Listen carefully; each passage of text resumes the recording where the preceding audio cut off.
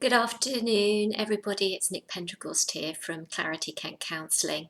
It was remiss of me that didn't post last week, but I was conscious we were getting towards the end of the alphabet and actually coming up with things for U, V. I think we did walk and talk for W.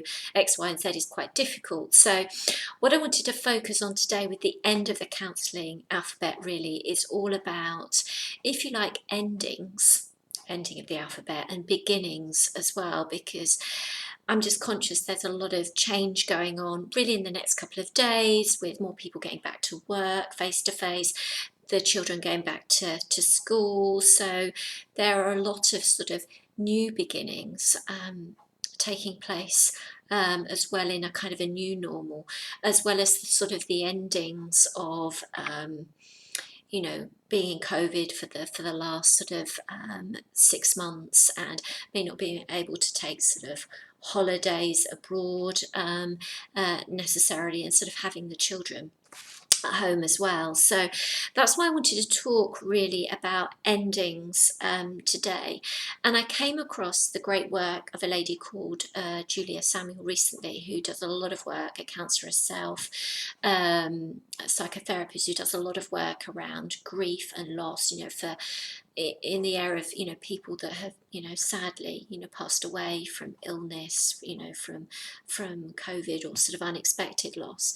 But she's done a lot of great work around living losses as well. So and living losses, as she described, can be anything about the living loss of a relationship, a loss of identity, maybe experiencing a loss of childhood, looking back, even if now you might be in your 20s, your 30s, your 40s, or even older.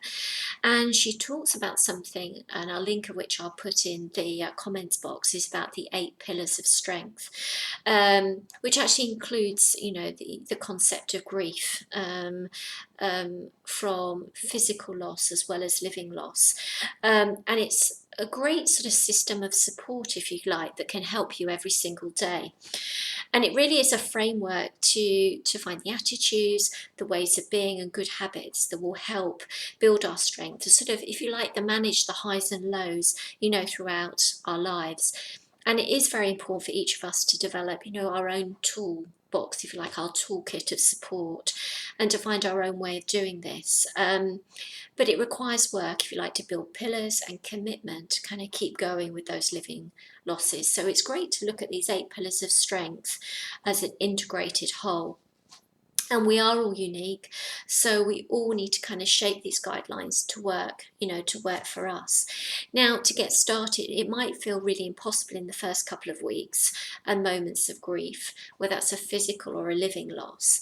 But, don't give up on it, but maybe start by choosing 1 or 2 of these pillars of strength, ones that you can integrate as part of your everyday life. And then once you've got your head around those, you can choose another and integrate others. So, and you'll begin hopefully to feel those benefits, and it will feel easier, to keep going. So thank you for listening today. What I'm going to do is I'm going to pop a link, which is to her website, which talks about those 8 pillars of strength as well. So thank you for listening, and go take a look to learn a little bit more about living losses. Bye for now.